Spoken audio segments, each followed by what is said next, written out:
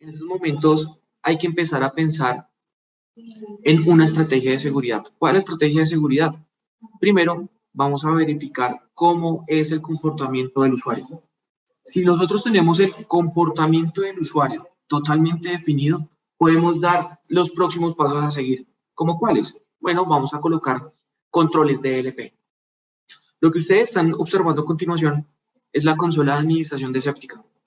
Safetica se compone de un módulo que se llama el Discovery, y dentro del Discovery vamos a empezar a analizar diferentes puntos, como cuáles, qué tipo de aplicaciones están en ejecución, qué tipo de dispositivos conecta, cuál es su navegación, qué es lo que están imprimiendo, cuál es su tráfico de red, qué tipos de correos electrónicos envía o recibe, o cuál es el tratamiento de los archivos.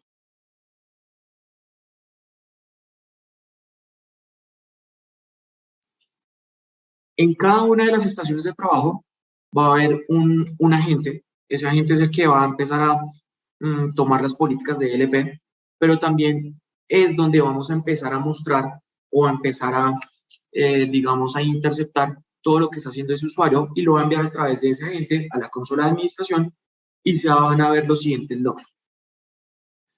Por el momento yo no voy a entrar a hablar de un aspecto del DLP, pero sí vamos a empezar a hablar de que a través de una aplicación podemos cometer alguna infracción en datos. Digamos, acá vemos un promedio, unos gráficos, en donde nos muestran cuáles son los usuarios más activos, cuáles son las aplicaciones que más están utilizando. Acá vamos a cambiar una de las vistas para que podamos visualizar mejor los eventos. Y bueno, acá empezamos a observar todo lo que tenga que ver con la ejecución de Google Chrome, Outlook, Excel, Teams, etc. Acá hay algo muy interesante y es Anides. Bueno, ¿por qué lo están utilizando durante 17 horas? Si tenemos una política de seguridad que indique que en la organización no se puede utilizar aplicaciones de escritorio remoto, pues acá ya empezamos a verificar que esos usuarios están violando esa política. Bueno, vemos acá cuáles son las rutas por aplicación, fecha y hora, el hostname y el usuario. Acá lo que ocurre es, acá también hay que tener en cuenta es, a través de una aplicación yo puedo cometer una infracción en fuga. ¿Qué pasa cuando un colaborador está en una parte de home office, ¿cierto? Y, bueno, ni siquiera no hay necesidad como de tener un home office. ¿Qué pasa cuando un usuario llega, tiene ejecutado Anides, copia el código de acceso a la máquina, está en su casa, se conecta a la medianoche y empieza a sacar información? Entonces, este tipo de advertencias las debemos tener en cuenta. ¿Qué más podemos observar? Todo lo que es la parte de dispositivos. El movimiento de los dispositivos en la parte de conexión o desconexión es muy importante. También muchas veces nos fijamos que los demás controles como director activo, antivirus, otro tipo de herramientas de seguridad para empezar a evitar que se conecten cierto tipo de dispositivos, puede ser que llegue la política o puede ser que hubo un error y el usuario siga teniendo ese tipo de conexiones. Lo que podemos hacer con Safetica, en este caso, es empezar a identificar qué tipo de dispositivo ha estado conectando. Podemos saber su tipo de interfaz, si es USB, Bluetooth, infrarrojo, bueno, etc. Y también acá podemos verificar los identificadores. Con los identificadores podemos ingresar las zonas militarizadas. ¿Esto qué es lo que significa? Lo podemos permitir o denegar de forma automática en la parte de la extracción del ID. Páginas web. Acá también hay un promedio alto a nivel mundial y bueno, después de todo lo que fue la pospandemia. Y es que las organizaciones actualmente, cada uno de los colaboradores puede estar trabajando en su casa, en el aeropuerto, en un centro comercial, en cualquier tipo de sitios, ¿cierto? Esos usuarios, más o menos el 80% de su tiempo laboral la están destinando a visitar una categoría web. Esta categoría web, ¿cuál puede ser? Bueno, acá podemos ver al lado derecho de la pantalla todo lo que tenga que ver con páginas de IT, WhatsApp, de negocios, de portales internos, la intranet, herramientas de seguridad, etc. Vemos que uno de los primeros dominios más visitados es WhatsApp Web. Acá hemos observado en toda la región de Latam que WhatsApp Web, los usuarios lo están utilizando como método de transporte de datos. Ahora vamos a un caso más cercano. ¿Qué pasa cuando uno de los usuarios tiene WhatsApp que no es business, ¿sí? Y es personal?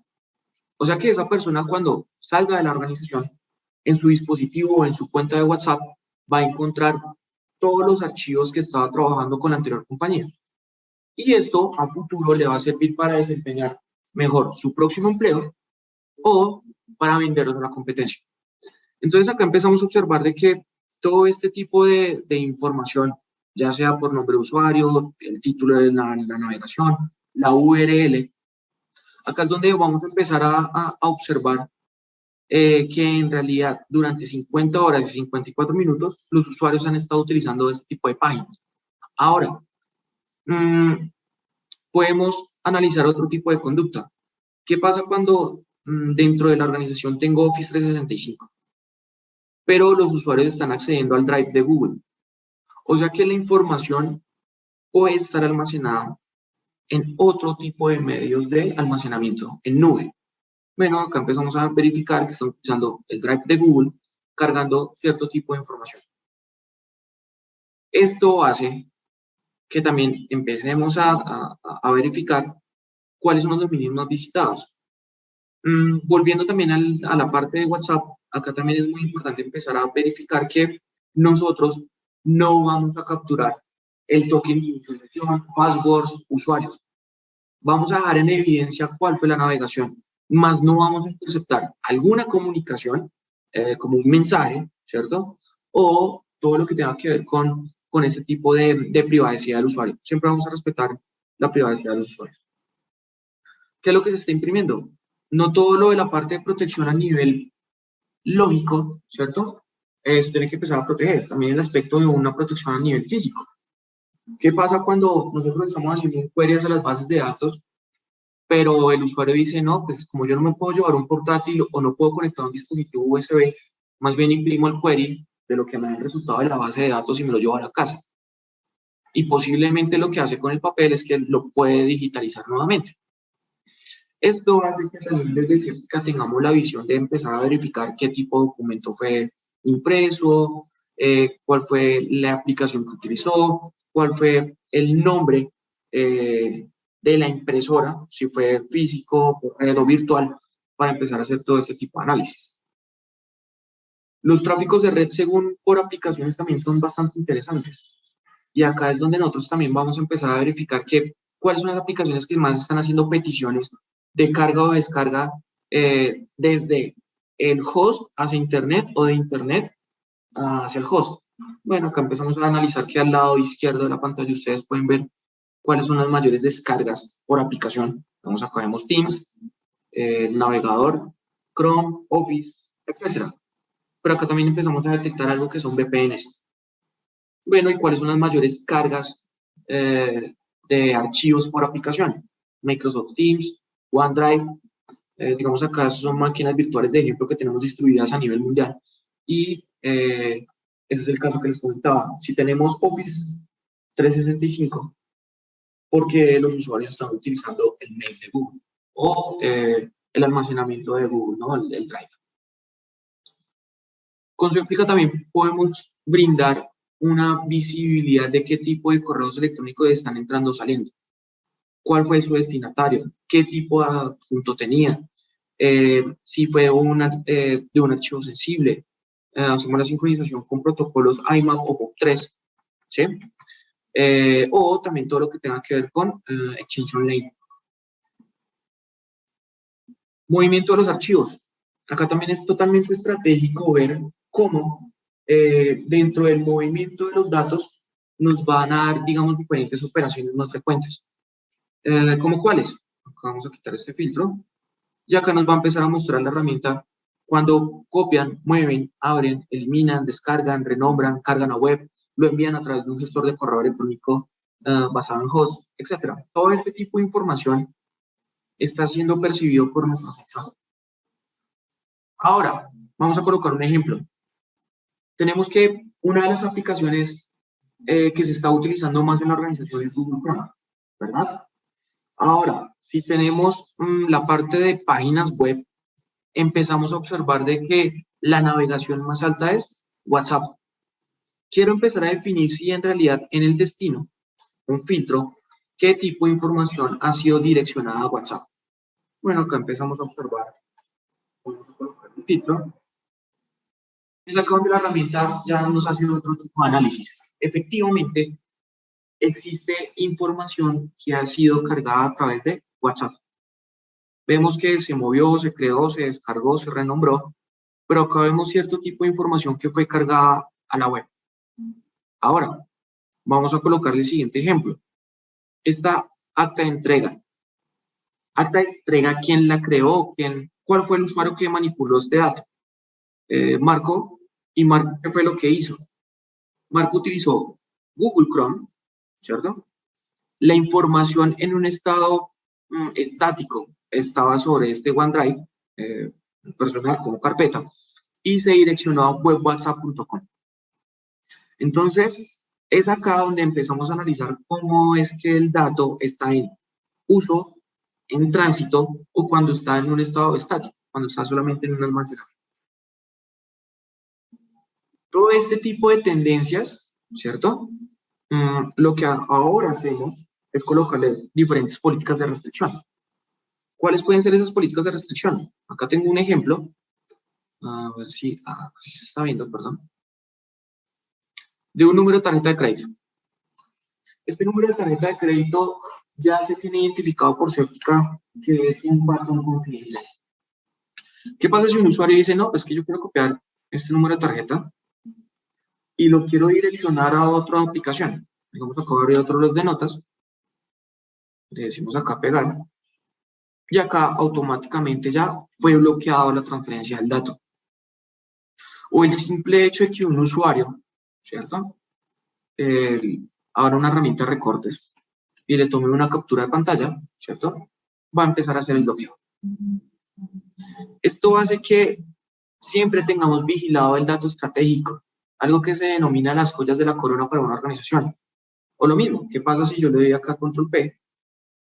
Acá me va a cargar la ventana de impresión, lo quiero convertir ahora como PDF y bueno, su acceso puede negar. Entonces, a través de todo este tipo de tendencias y de conductas que nos da el Discovery, yo voy a empezar a proteger los datos desde una cobertura de todo lo que tenga que ver con el transporte, o sea, hacia dónde están llegando los datos.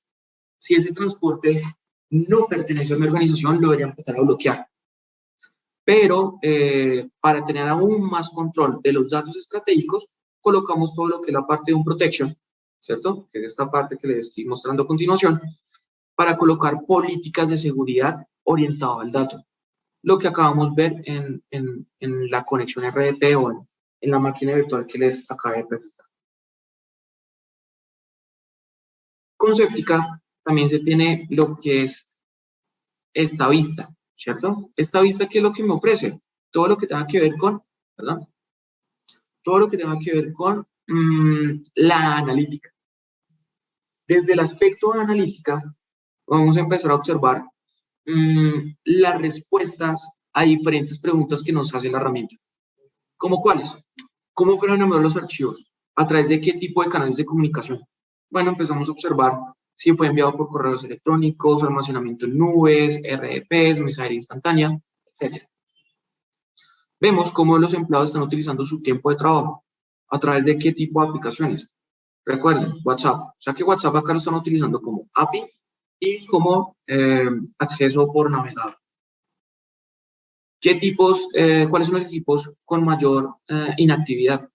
Séptica comienza a medir la inactividad de una estación de trabajo después de 5 minutos. Si después de 5 minutos el usuario no ha abierto alguna aplicación, no ha utilizado el mouse, ha utilizado, digamos, el sistema operativo, va a marcar como productividad. También se tiene todo lo que es un análisis de comportamiento. Dentro del análisis de comportamiento, como estamos extrayendo bastante información de las máquinas y de los usuarios, decidimos complementarlo con actividades productivas. ¿Esto qué es lo que significa? Algo que nosotros denominamos el retorno de inversión sobre un aspecto tecnológico.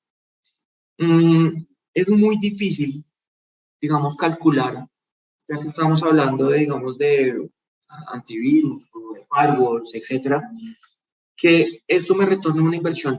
¿Y cómo le mostramos eso frente al dueño de la organización, al dueño de la compañía?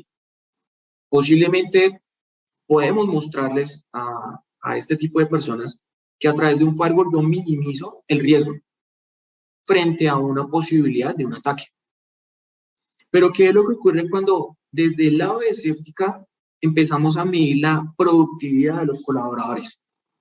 ¿Qué pasa cuando yo le estoy pagando a un colaborador por tener una actividad improductiva? ¿Cómo cuál? Si están en YouTube, si están en Canva, en Facebook, Netflix, Disney, Booking o Facebook. Todo este tipo de analítica se convierte en indicadores de productividad. Los indicadores de productividad son los que voy a presentar a continuación. Digamos, acá hay un ejemplo de...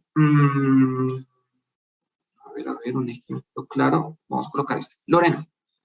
Lorena tiene una productividad del 91%. ¿Evaluada en cuánto tiempo? 231 horas.